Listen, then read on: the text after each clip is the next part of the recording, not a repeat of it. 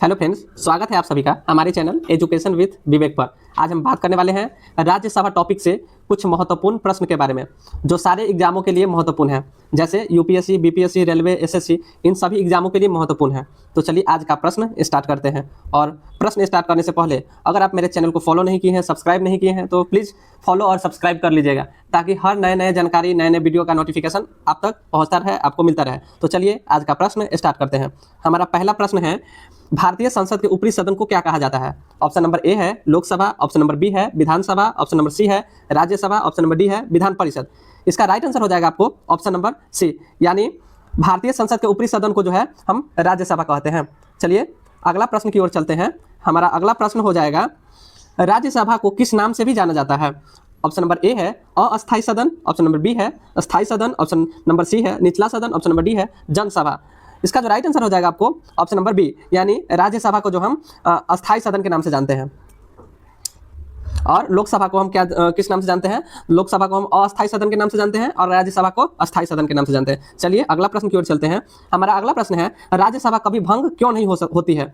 Option number A है क्योंकि इनके सदस्य आजीवन रहते हैं, ऑप्शन नंबर बी है क्योंकि यह अस्थायी सदन है, ऑप्शन नंबर सी है क्योंकि इनका चुनाव नहीं होता है, ऑप्शन नंबर डी है क्योंकि राष्ट्रपति इसे रोकते हैं। इसका राइट आंसर हो जाएगा आपको ऑप्शन नंबर बी, राज्यसभा को इसलिए भंग नहीं किया जाता है क्योंकि यह एक अस्थायी सदन होता है। चलिए अगला प्रश्न की ओर चलते हैं। हमारा अगला प्रश्न है, राज्यसभा के सदस्यों का कार्यकाल कितना होता है? ऑप्शन नंबर ए है 4 वर्ष, ऑप्शन नंबर बी है 5 वर्ष, ऑप्शन नंबर सी है 6 वर्ष, ऑप्शन नंबर डी है 7 वर्ष। इसका जो राइट आंसर हो जाएगा आपको ऑप्शन नंबर सी, यानी राज्यसभा के सदस्यों का कार्यकाल जो है 6 साल का होता है। चलिए अगला प्रश्न की ओर चलते हैं।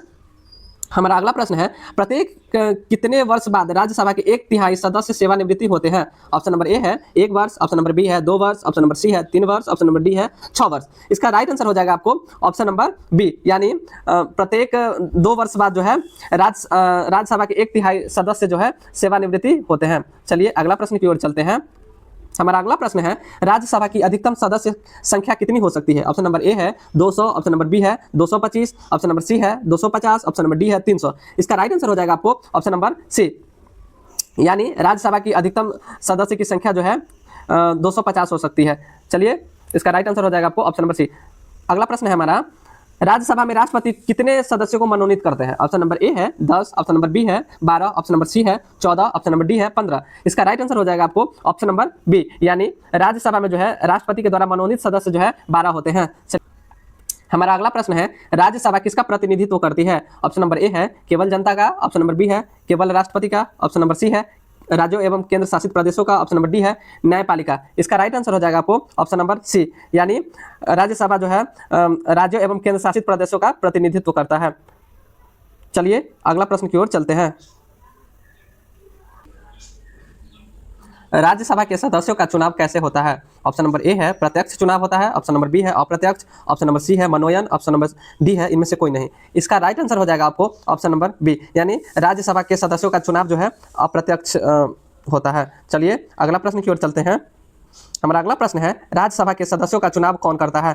ऑप्शन नंबर ए है राष्ट्रपति, ऑप्शन नंबर बी है जनता, ऑप्शन नंबर सी है विधानसभा के निर्वाचित सदस्य, ऑप्शन नंबर डी है प्रधानमंत्री। इसका राइट आंसर हो जाएगा आपको ऑप्शन नंबर सी, यानी राज्यसभा के सदस्यों का चुनाव जो है विधानसभा के निर्वाचित सदस्य करते हैं। चलिए अगला प्रश्न की ओर चलते हैं।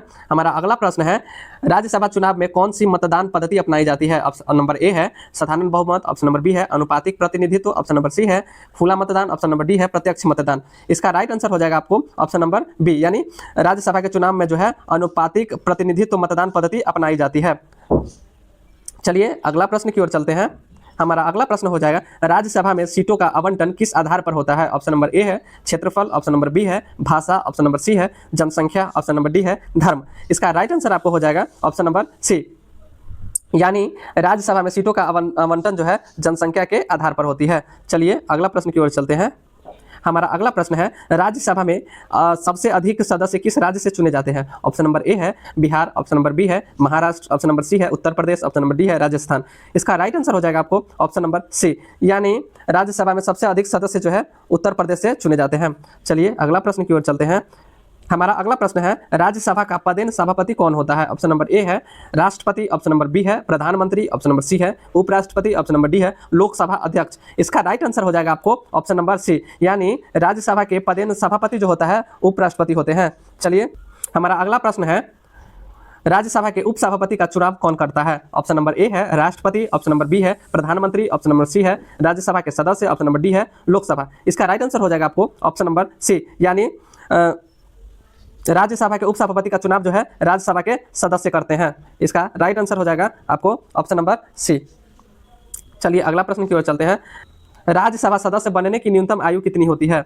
ऑप्शन नंबर ए है 25 वर्ष, ऑप्शन नंबर बी है 30 वर्ष, ऑप्शन नंबर सी है 35 वर्ष, ऑप्शन नंबर डी है 40 वर्ष। इसका राइट आंसर हो जाएगा आपको ऑप्शन नंबर बी, जो है राज्यसभा सदस्य बनने की जो न्यूनतम आयु होती है तो कितनी वर्ष होती है? तो 20 वर्ष होते हैं।